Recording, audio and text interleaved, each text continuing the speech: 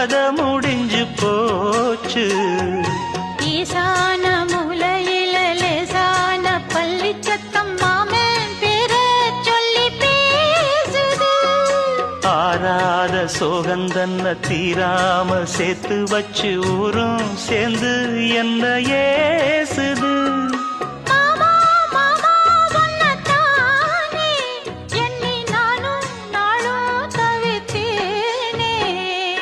கூண்டுக்குள்ள என்ன வச்சு கூடி நின்ன ஊரை விட்டு கூண்டுக்குள்ள போனதென்ன கோலக்கிளியே.